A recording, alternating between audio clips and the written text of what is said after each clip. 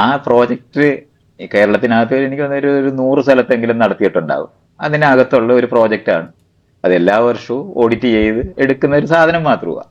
നമുക്ക് എന്ന് പറഞ്ഞാൽ ഭയങ്കര പണം, എയ്ഡ്സ് കൺട്രോൾ സൊസൈറ്റി ഒരു വർഷം നമ്മൾ ശമ്പളം എല്ലാം കൊടുക്കുന്ന എല്ലാ സാധനവുമായിട്ടുള്ള ഒരു പ്രോജക്റ്റുകളാണ് അത് ചെയ്തിട്ടുണ്ട്. അത് ആ പ്രോജക്റ്റ് ചെയ്യുമ്പോൾ ഈ പ്രോജക്റ്റിന്റെ യുക്തി എന്ന് പറയുന്നത് നമ്മൾ ആദ്യമേ തന്നെ പ്ലാനൊക്കെ ചെയ്തിട്ട് ഇത്ര രൂപ എന്നുള്ളത് ഓരോ വർഷവും സ്പെൻഡ് എന്ന് എഴുതിയിട്ടാണ് പറയുന്നത്.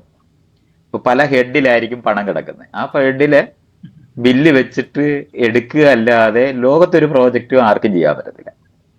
അത് ഫ്രോഡാണോ എന്ന് ചോദിച്ചാൽ ഞാനെന്താ പറയുന്നത്? അതിന് എനിക്ക് അതിനകത്ത് ഈ ഗവൺമെന്റിന് ബില്ല് വെക്കുമ്പം ബില്ല് ഇങ്ങനെ ഇന്ന ഫോർമാറ്റിൽ സബ്മിറ്റ് ചെയ്യണമെന്ന് ആവശ്യപ്പെടുമ്പോൾ ആ ബില്ലുകൾ അങ്ങനെ സബ്മിറ്റ് ചെയ്തിട്ട് തന്നെയാണ് ചെലവുകളെല്ലാം എഴുതിയെടുക്കുന്നത്. അല്ലാതെ ആർക്കെങ്കിലും ഒരു പ്രോജക്റ്റ് ചെയ്യാൻ പറ്റുമെന്ന് ഞാൻ വിചാരിക്കുന്നത്. പുള്ളി വളരെ കൃത്യമായിട്ട് പറയുന്നുണ്ട്. ആളുടെ ഒരു അഡ്മിഷനാണ്. അതായത് ഗവൺമെൻറ്റിന് സബ്മിറ്റ് ചെയ്യുന്ന ബില്ലുകളൊന്നും സത്യസന്ധമായിട്ടുള്ള ബില്ലുകളല്ല എന്ന് തന്നെ അദ്ദേഹം തന്നെ പറയുന്നുണ്ട്. അതിനെയാണ് ഫ്രോഡ് എന്ന് പറയുന്നതല്ലേ? അതാണ് പറയുന്നത്. അതുകൊണ്ട് ഈ പിന്നെ ചെലവുകളെല്ലാം വേറെ ബില്ല്, കള്ള ബില്ല് വെച്ചിട്ട് എഴുതിയെടുക്കണം. അതാണ്.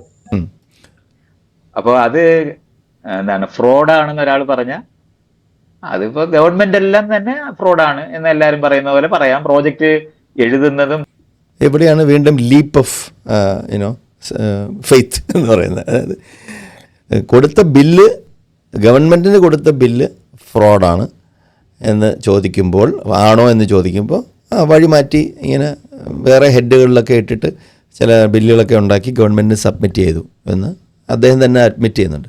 എന്നിട്ട് പിന്നെ അടുത്തൊരു സ്റ്റേറ്റ്മെൻ്റ് എന്ന് വെച്ചാൽ എന്തുകൊണ്ടാണ് അതിൻ്റെ കാരണം എന്ന് വെച്ചാൽ ഗവൺമെൻറ്റേ ഫ്രോഡാണ്, അപ്പോൾ പിന്നെ നമ്മൾ ഫ്രോഡ് കാണിച്ചാൽ കുഴപ്പമില്ല. എത്ര മനോഹരമായ ആധുനിക ഒരു വീക്ഷണമാണ് മൈത്രേയൻ നമുക്ക് മുന്നിൽ വയ്ക്കുന്നത്. നിങ്ങൾ എന്തുകൊണ്ടാണ് അദ്ദേഹത്തിനെ അംഗീകരിക്കാത്തത്?